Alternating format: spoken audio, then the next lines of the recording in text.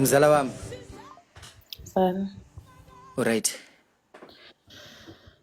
Hayi nje right mzala. Uthi nje le ngoma edlalayo. Yenzani mzala? Yazi le ngoma mzala ndidlala kakhulu. Yabona xa kunzima ndifeyila ukuthi yazini kunzima. Ndiyendlale yona. Khohlwa into eyodwa nje mzala before proceed. Icwecweleni liphasile level 7 kodwa first term uthole first position esikoleni. Uye ne-certificate today. Hayibo. Awuthi sifake Isikolo nje. esisha.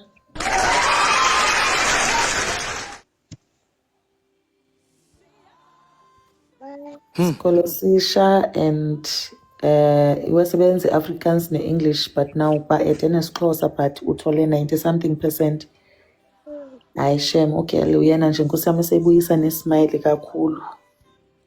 Iyabuya le nto mzala. Yokuba umntana. Yeah. No. Uyabona mzala? Somewhere in the Bible bathi mzala iBhayibheli ngiyalazi mzala ngomunye umfundisi ngidangerous kabi ngiyaphilisa mzala futhi. Amen. iBhayibheli bathi the pain you are going through right now can never be compared to the joy that's coming. Amen. Jeremiah 1 verse 19 athi they will come in numbers. They will form groups against you. They will fight you ngama ganje left and right, but do not be shaken.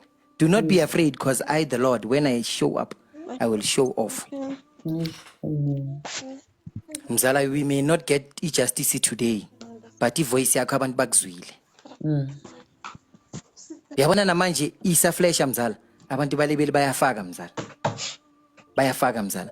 Mzala kuba mnyama kakhulu mase kuzokhanya ene kuba buhlungu kakhulu mase kuzodlula. Njalo mzala wami. Ngiyazi ukuthi bahlala bakutshela or abanye abantu abakutsheli ustrong mzala. Ngiyabonga mzala. Ustrong mzala. You just proved ukuthi ka Sesotho abare mosadi o tshwara thipa ka bohaleng. Batho umfazi ubamba umeze la usika khona. Yeah. Mzala basho wena. Esabonga mzala. Yabona mzala, I wish and pray to God that uNkulunkulu agcine wena nendoda yakho until uCwecwe azalahlele nesigcoko phezulu a graduate. Amen. I pray to God that uNkulunkulu each and every time abantwana bakho mabahamba babe protected. Amen.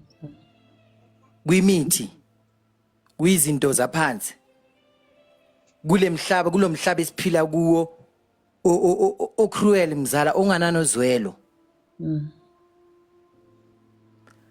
I pray to God ukuthi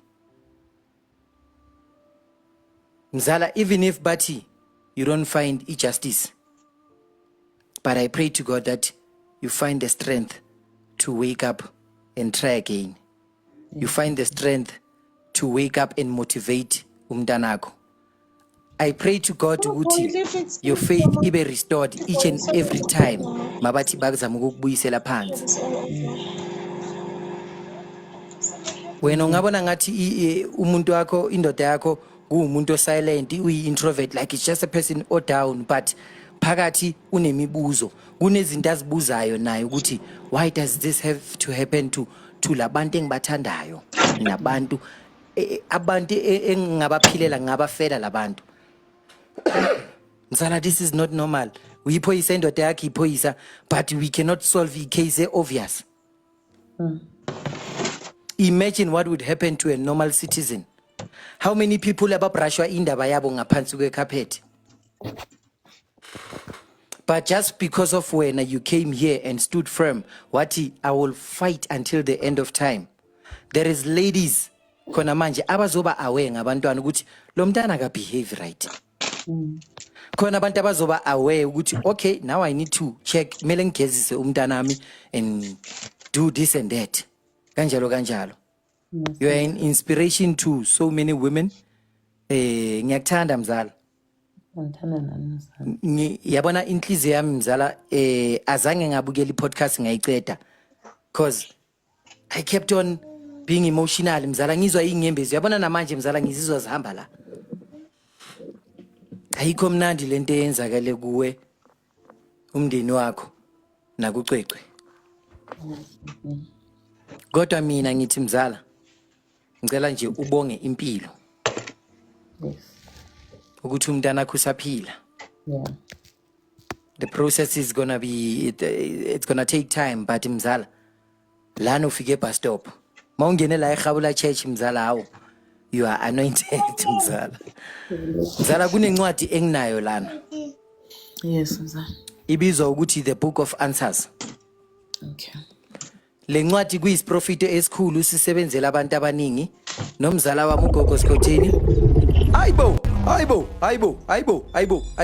zola 7 hayibo mzala imali le bakupha Hayi bo mzala, thisho ngayona mzala. mzala imali Angisakhona uba excited mzala, mina ngingenale nkosi yami. Ngiyasmile nje. Ngiyabonga.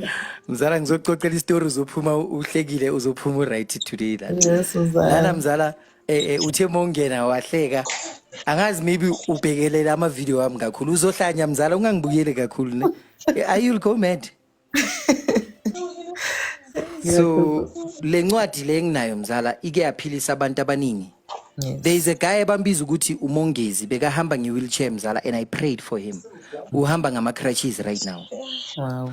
there is a lady igama lakhe bathi uLinzi loyo sisi loyo uke wayenyangeni ane blister elana bamceda bamgcaba mabaceda ukumgcaba inyawo lavuvuka bathi ayimele lo muthi sufake phakathi bawufaka phakathi inyawo lakhe laba ne-infection makafika esibhedlela bala amputate inyawo lakhe